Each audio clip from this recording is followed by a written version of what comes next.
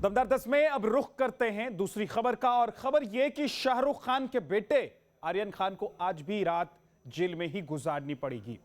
Mumbai high court में आज drugs case में गिरफ्तार आरोपियों की जमानत पर जबरदस्त जिरह हुई, लेकिन जिरह पूरी ना होने के कारण कोई फैसला नहीं हो सका। इस बीच यह केस बेहद पेचीदा होता जा रहा है। केस का और तो दिख रहा है, लेकिन कोई अंत यानी कि कैसे खत्म होगा, कहां पर जाकर खत्म होगा ये केस, वो दिखाई नहीं दे रहा है। बात जहां से शुरू हुई थी वहां से काफी आगे निकल चुकी है। बॉलीवुड में ड्रग्स का डार्क वर्ल्ड। आर्यन खान इस केस का एक पहलू है, जबकि दूसरा पहलू केस से जुड़े अधिकारी समीर वानखेड़े, जिन पर खुद जांच की आंच आ गई।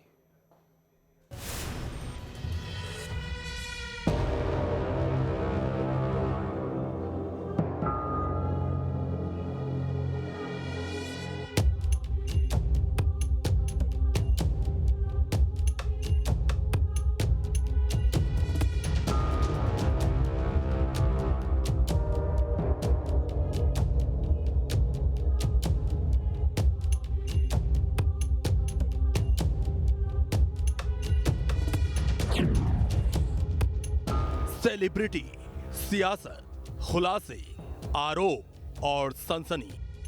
बॉलीवुड के ड्रग्स कनेक्शन को लेकर शुरू हुई एक कहानी ड्रग्स से लेकर डील और फिर ब्लैकमेलिंग तक होते हुए बेहद नाटकीय मोड़ पर जा पहुंची है। सस्पेंस और ड्रामे से भरपूर इस कहानी का अंजाम क्या होगा, इस पर फिलहाल कुछ भी नहीं कहा जा सकता, क्योंकि इस मामले में हर रोज नए किरदारों की एंट्री हो रही है और रोज रोज नए ट्विस्ट आते जा रहे हैं।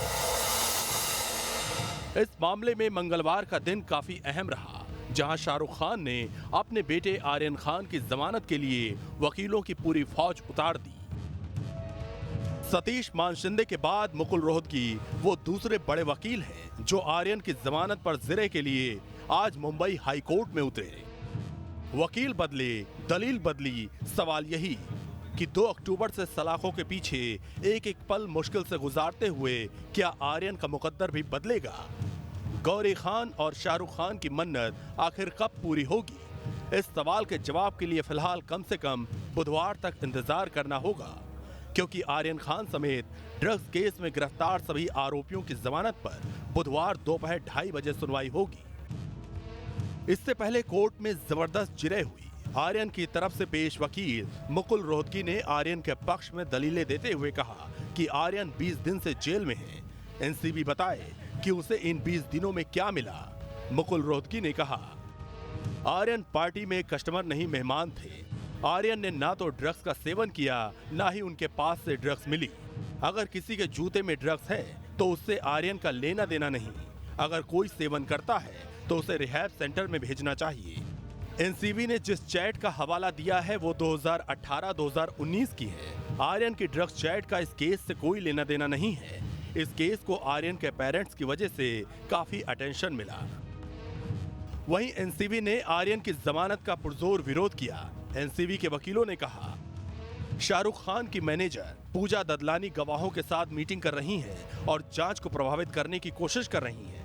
ऐसे में जमानत मिलने पर आर्यन भी गवाहों को प्रभावित कर सकता है।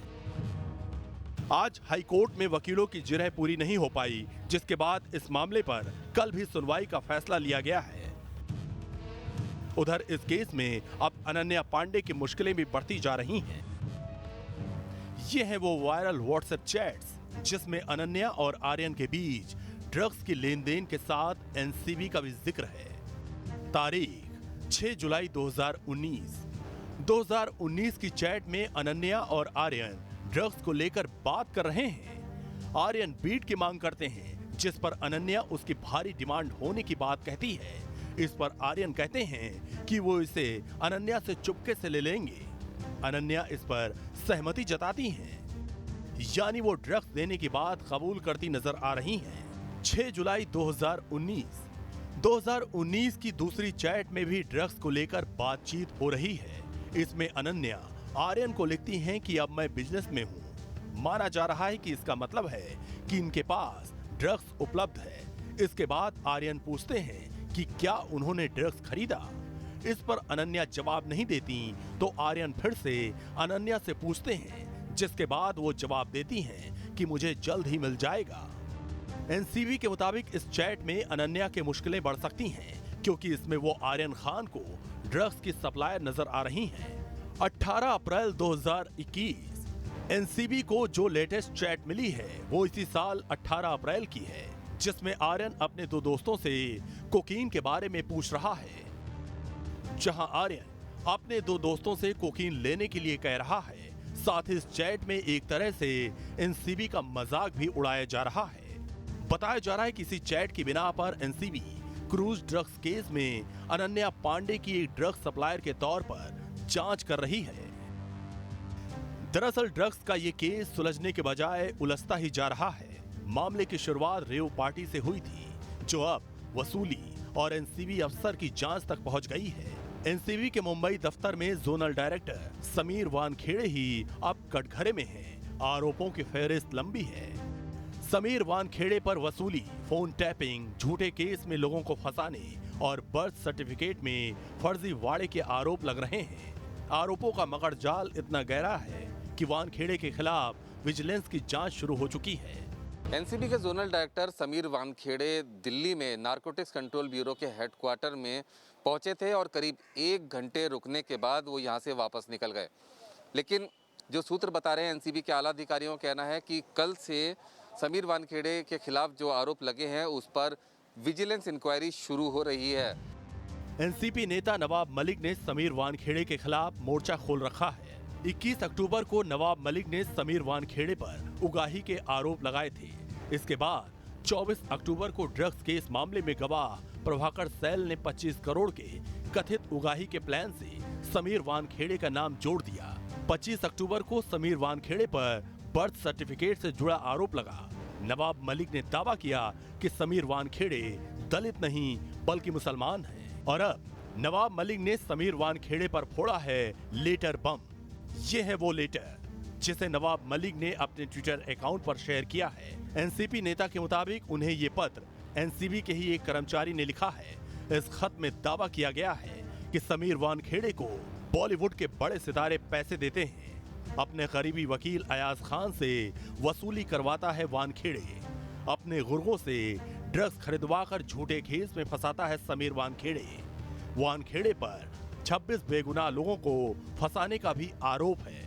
नवाब मलिक ने जो चिट्ठी शेयर की है उसमें महाराष्ट्र सरकार से जांच आयोग बनाकर मामले की जांच की मांग की गई है। उधर समीर वानखेड़े तो दिल्ली में हैं, लेकिन उनका परिवार खुलकर समीर के साथ खड़ा है। समीर के पिता, पत्नी और बहन ने सभी ने नवाब मलिक के आरोपों का खुलकर जवाब दिया है।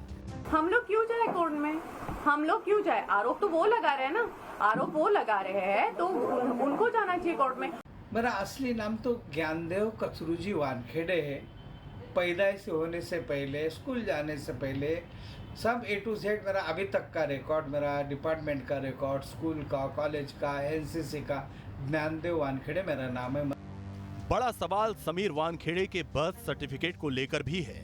समीर वानखेड़े के परिवार की तरफ से उनका बर्थ सर्टिफिकेट सार्वजनिक किया गया है। समीर की बहन भी उनके बचाव में उतर आई है। शहर का एक व्यक्ति, थाने शहर का एक व्यक्ति, उनके जरिए इस शहर के, इस राज्य के बड़े बड़े, चाहे वो अभिनेता हो सकते हैं, नेता हो सकते हैं, उद्योजक हो सकते हैं, सबका फोन इंटरसेप्ट कराते हैं, उसकी जानकारी। डर और थ्रेट्स तो है। आज देखिए कि हमारे काम क्या है और हम किस लेवल पे आके आप लोगों से बात करें। हमने तो आपको नहीं बुलाया था, ये तो नवाब जी का काम है। इस मामले में एक अहम किरदार एनसीबी का गवाह किरण गोसावी भी है, जो फरार है और सरेंडर की कोशिश में है। आर्यन खान के साथ गोसावी की एक तस्वीर वायरल हुई थी, जिसके बाद एनसीबी पर सवाल खड़े हो गए थे। इस पूरे मामले में एक बार फिर से तब ट्विस्ट आया जब केपी गोसावी के बॉडीगार्ड प्रभाकर सैल ने कई खुलासे किए, जिसमें ड्रग्स मामले की डील के लिए 25 करोड़ की बात सामने आई। एनसीबी ऑफिस पासून 500 मीटरच्या अंतरावर एका डाव्या बाजूला त्यांची काहीतरी मीटिंग झाली। तेच सॅम आणि किरण गोसावी त्यांची वेगळी गाडी होती। त्या गाडीमध्ये एसआरकेची जी मॅनेजर होती ती बसलेली। कुल मिलाकर कहें तो ड्रग्स के बॉलीवुड कनेक्शन से जुड़ा ये मामला काफी पेचीदा हो चला है। बॉलीवुड के डार्क ड्रग वर्ल्ड के छींटे बहुत दूर तक पहुंच गए हैं। नए नए किरदार सामने आ रहे हैं, कईयों के दामन दागदार नजर आ रहे हैं। जाहिर है पूरा सच सामने आने में अभी काफी वक्त लगेगा।